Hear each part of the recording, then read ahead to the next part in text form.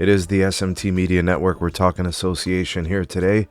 Denver Nuggets versus LA Lakers. Normally this would be a really cool game, but the Lakers were just so shorthanded. It really wasn't a measure of anything. You know, if anything, I could say that the Lakers kind of overachieved a little bit and played above what I expected them to.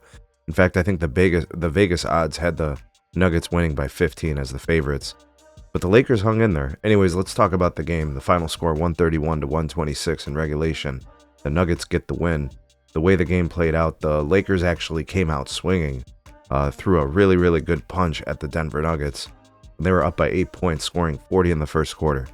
But then in the second quarter, the Nuggets kind of figured things out, got their scoring up, and their defense tightened up a little bit. And the Lakers weren't able to kind of do as much as they did in the first quarter. So essentially, the first half closed, and it was the Nuggets up, and then in the second half it was much more contested. It was very, very close. Wasn't what I expected. But yeah, the game went down to the wire. The Denver Nuggets shot 52% from the field. The Lakers just under 47. 3 points, 3-point field goal percentage, 42% for the Nuggets, 37% for the Lakers. And then the free throw discrepancy was pretty extreme.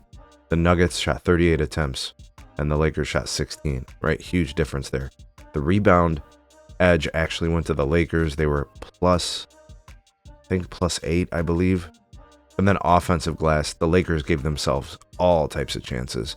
Where the Lakers just didn't execute at the end, that's really all that was left. I mean, they took care of the ball.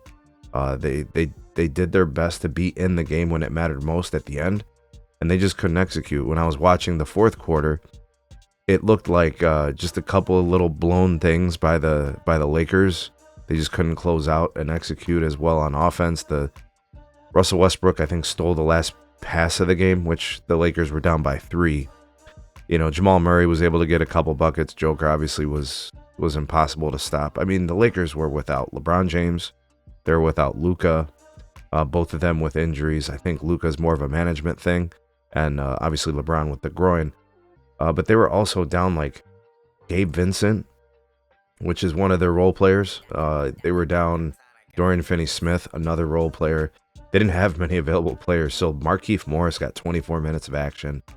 Cam Reddish, who never gets in a game, played. Christian Coloco played. Shake Milton played 28 minutes. Bronny got in the game for 16 minutes. He scored 5 points. But it was basically the Austin Reeves show and Dalton Connect show. Those guys were able to carry 32 points for Connect and 37 points for Austin Reeves. But that was really it. Jordan Goodwin, 10 points. Jared Vanderbilt, 9 points. That was it. It wasn't much there. We're talking about like 70 points from their main 2 players. Dalton Connect he's capable of getting some points. And they were in a position to be in this game and possibly win it, which is kind of why I want to round out this video by saying this about the Nuggets. The Nuggets were playing with their food here. And shout out to the Lakers for competing and playing hard. And that looks good on behalf of JJ Redick as the coach. But, I'm just surprised, honestly. Christian Brown, 22 points. Jamal Murray, 26. Joker, 28. He didn't have the lofty stat line he typically does. He had 7 rebounds, 5 assists, 3 steals, and a block. His defensive output has really kicked up recently. He did have 4 turnovers, so that's obviously a cause of concern. You like to see your main guys taking care of the ball. You guys know where I stand with that. Michael Porter Jr. only 13 points in 33 minutes of action. Aaron Gordon 17 to kind of round things out. But Joker wasn't great. 8 of 16 from the field, 0-4 from 3, 12 of 17 from the free throw line. A lot of that stuff is atypical for Joker. Off the bench, Russ gave you 17.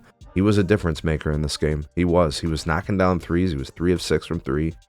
And his contributions on the defensive end was important to the end of the game. So I'll kind of round out this video by saying just a couple of things. Number one, I think the Lakers were punching above. I think they were swinging way higher than they really are. Dalton Connect overachieved. Austin Reeves overachieved. He did a nice job of distributing, scoring when he had to. It was basically him and Dalton Connect having to carry all the scoring responsibility. Nobody else could really do all that much. Shout out to Bronny for getting in the game and scoring making 1 field goal. I believe. I think he was 1 of 5 from 3. That's crazy. How do you play 16 minutes and you can't find a shot other than a 3? I think that's a testament to his inability to get by an NBA player. 2 of 2 from the free throw line, so that's nice. He had 2 rebounds, he had a steal, right? So some good, I guess. But I think just the fact that they were so depleted, it got Bronny an opportunity to play, and that's good for him, his development, whatever. So yeah, the Lakers, in my opinion, overachieved. They almost snuck out a win, which would have been huge. The conversation would then be, oh, the Denver Nuggets choked away this game, and Joker's not your MVP, and those kind of storylines would be probably circulating the tabloids probably starting Monday morning. You know what I mean? But yeah, these kind of games happen. Sometimes I think NBA teams that are better than other teams don't play to it, right? And they kind of, I don't know, I don't want to say sandbag it, but they're looking at the team like, oh, we can put them away at any point, and they just kind of lollygag. I think that kind of happened here with the Nuggets. They should have buried this team. They should have beat the Lakers by 40. Honestly, think about it. I mean, the Nuggets are capable of beating the Lakers when they're fully staffed and available with their star players.